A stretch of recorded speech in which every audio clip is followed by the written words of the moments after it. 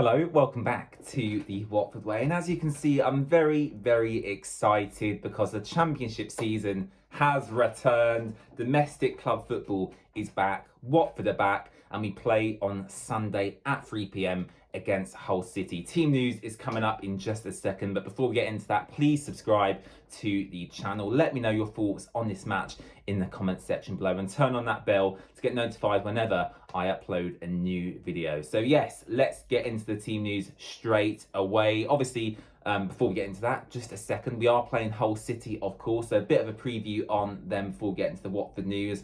Hull City currently sitting 20th in the Championship table on 24 points and a goal difference of -14. And I'll be honest, I've been a bit lazy. I've not done much investigating into Hull City and how they play, but looking at the table, just itself, they don't seem to be having a very good season. I don't know in terms of the aims, where they expect to be come the end of the season, but actually in terms of the Watford side, going for automatic promotion or in fact, winning the league entirely, we should be beating a team 20th in the table. So that's where Hull City stand at the moment. In terms of Watford team news, there's a lot to bring you actually.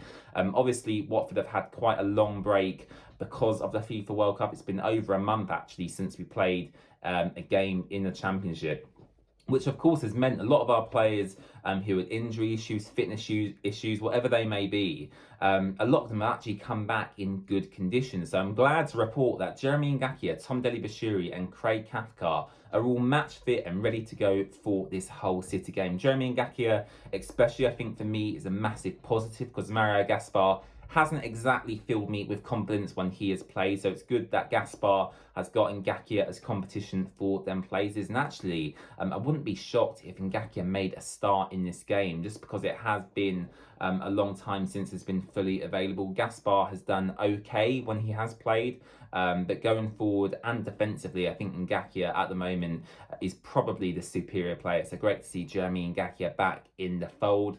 Tom Dele-Bashiru as well. Obviously, he had a fantastic loan spell at Reading last season. But as soon as players come back to Watford, they pick up injuries. I don't know what is wrong with our medical department. But again, Tom Dele-Bashiru become the victim of the Watford FC injury curse. And we couldn't get fit this season, but I'm glad to report Slaven Bilic said in his pre-match press conference that Tom Dele-Bashiru as well is fully match fit and ready to go, which means another option for the Watford FC midfield as well. Of course, in January, Ismail Kone joining the Watford squad as well. So actually, in midfield, we've got quite a lot of depth there now with Tom Dele-Bashiru coming back and Ismail Kone joining from Montreal in January. And last but not least, Craig Cathcart has also returned to full match fitness. When he has played this season, he's been right up there in terms of the best defensive performances. I know he's getting on a bit now and he's probably coming towards the end of his career, but he does possess the quality at Championship level and he is one of our best defenders when, he's playing well. So great to see Craig Cathcart back in the mix as well. Moving on to Ismaila Sarr.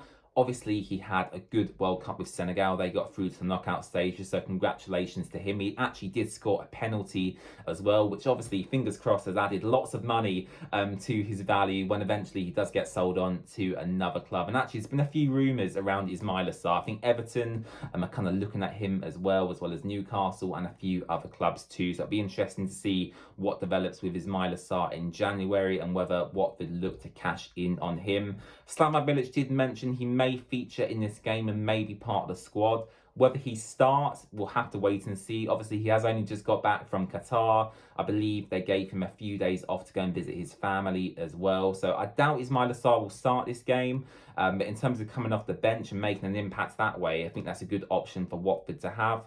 Tom Cleverley and Imran Louza, we've had an update on them as well, again via Slaven Bilic in his pre-match press conference. It looks like they're going to both be back a bit earlier than anticipated. It looks like the timeline for them coming back from their injuries is going to be about early February time, which is really, really positive for Watford. And obviously, the end of the season is a very, very crucial time, especially when we are battling to get back to the Premier League, whether by winning the Championship itself or via automatic promotion, or again via the playoffs. Coming back early from injury, especially key players like Imran Louza, is always a positive. So that's fantastic to see as well.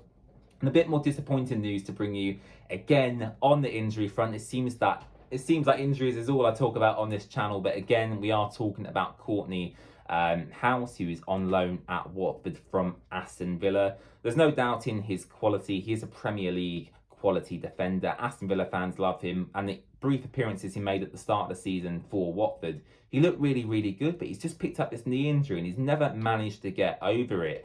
And actually, even in this month off where Watford haven't had any matches, he's still failed to get over this niggly knee injury that he sustained. So Courtney House, unfortunately, is still unavailable for this whole City match. Slaven Bilic not again really putting a timeline, on when we're going to expect him to return to the Watford squad. So in my opinion, I don't know about you guys, let me know in the comment section below, I'd possibly look to terminate that deal. I think Watford and all Championship clubs only have a certain amount of loan spots in the squad. And actually, Courtney House is taking up one of them spots. So for me, personally, yes, he's a good player when he plays, which is very, very rarely.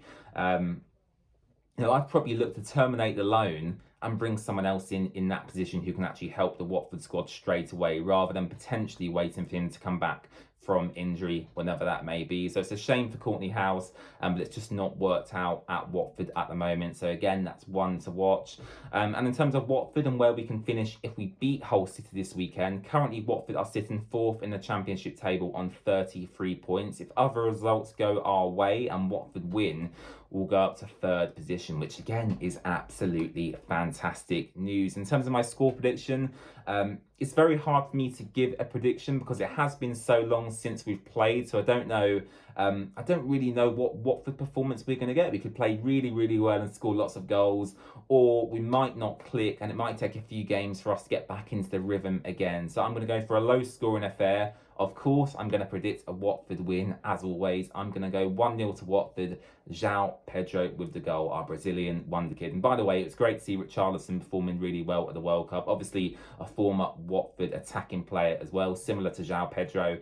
So great to see Richarlison doing well at the World Cup as well. So let me know your score predictions in the comment section below. Please subscribe to the channel and please turn on the notification bell as well to get notified whenever we upload in the future. And apart from that, I'll see you again very, very soon.